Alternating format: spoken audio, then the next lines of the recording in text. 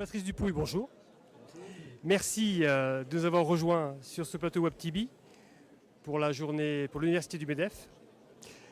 Alors vous êtes associé et directeur de la société Tourny Meyer, qui est dans l'immobilier d'entreprise, bien connue, mais également vous êtes président de l'Observatoire de l'immobilier de Bordeaux.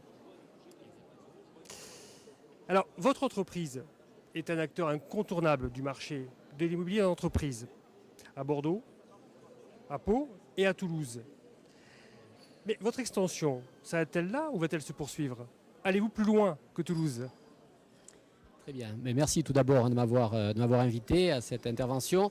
En deux mots, déjà nous avons créé, Philippe Barieux qui est le président et moi-même, Tourny Meyer en 90, donc à une époque effectivement pas des plus faciles en immobilier d'entreprise.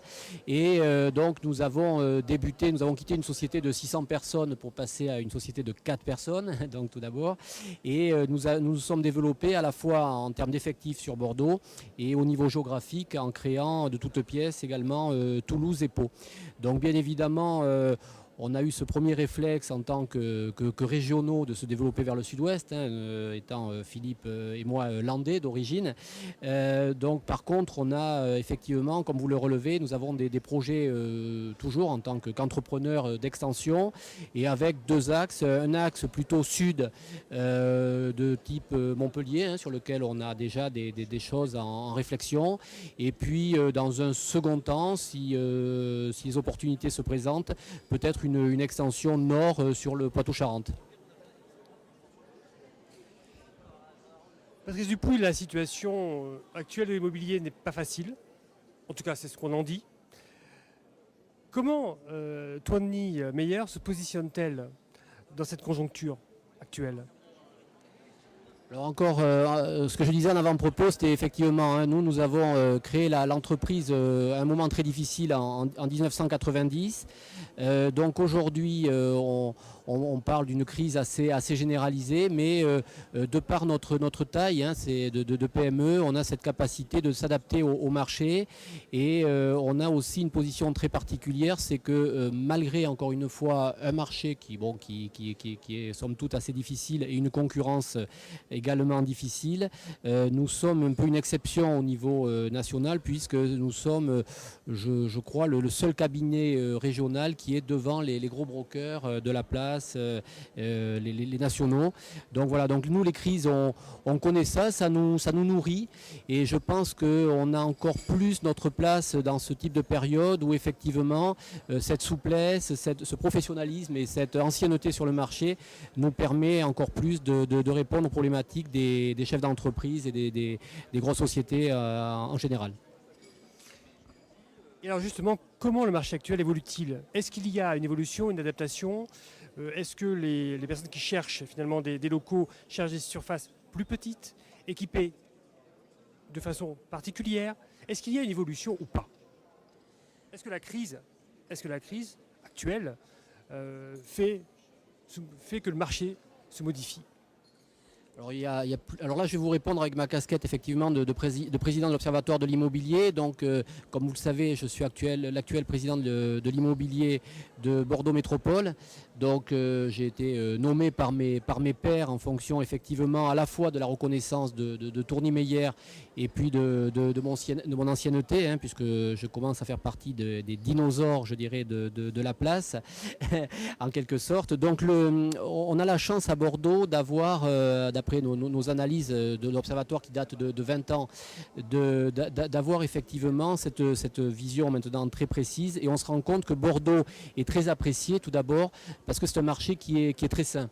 Il est très sain pourquoi? Parce que c'est un marché tout d'abord qui est toujours haussier, mais d'une manière régulière avec beaucoup moins d'à-coups que certaines autres villes de notre taille et avec également des loyers qui continuent de progresser. Donc ça c'est un bon témoin. C'est également le ressenti que l'on a auprès des investisseurs, c'est que c'est une ville maintenant, Bordeaux, qui est regardée de très près par les investisseurs dans leur projet d'investissement en région, justement par rapport à ce côté sain du marché, et aussi par rapport à tous les grands projets qui se développent sur Bordeaux. On a souvent été comparé à Toulouse, et malheureusement pendant des années souvent d'un côté négatif, et aujourd'hui la tendance est en train de s'inverser. C'est-à-dire que Toulouse, on remarque qu'ils ont un certain dynamisme qui est là, hein, et on continue de les en féliciter, mais qui est quand même plus basé sur maintenant un peu d'acquis, alors que nous sommes sur des projets très ambitieux, et avec des choses qui se passent un petit peu partout. Et aujourd'hui, on est passé aussi dans le concret. Les chefs d'entreprise extérieurs, les investisseurs voient des grues à Bordeaux, voient des quartiers qui se développent, etc. Donc le marché reste très sain, comme je le disais, avec effectivement un stock qui représente en bureau à peu près 6% de stock de vacances, donc qui est tout à fait acceptable, et voire dans certains périmètres, on peut même parler de pénurie d'offres. Donc il y a quand même beaucoup de choses encore à créer pour répondre à des besoins toujours plus nombreux. Donc c'est une bonne nouvelle, la croissance est à Bordeaux. Alors effectivement, bon, c'est peut-être un tout petit peu résumé, mais on voit quand même que il n'y a peut-être pas une croissance débordante, mais malgré tout, il y a quand même un certain dynamisme qui est là. Et aujourd'hui, encore une fois, il y a certaines activités qui se développent sur Bordeaux, et je rencontre de plus en plus régulièrement des sociétés nationales qui me disent ça serait à refaire, ou si on crée une agence régionale aujourd'hui, on la mettrait plutôt à Bordeaux qu'à Toulouse. Vous savez que même si nous sommes complémentaires, nous sommes quand même des villes concurrentes, et ça c'est vraiment un ressenti, et pour l'instant pas vraiment de crise. Il y a des projets. Bon, le seul petit bémol qu'on peut y mettre, et surtout dans les projets importants, c'est peut-être des délais de décision qui s'allongent un petit peu. Voilà, mais effectivement des projets au moins aussi d'amélioration dans la qualité des locaux, hein. Ça c'est une tendance sur laquelle aussi je voulais venir. C'est effectivement les chefs d'entreprise, les responsables régionaux, etc.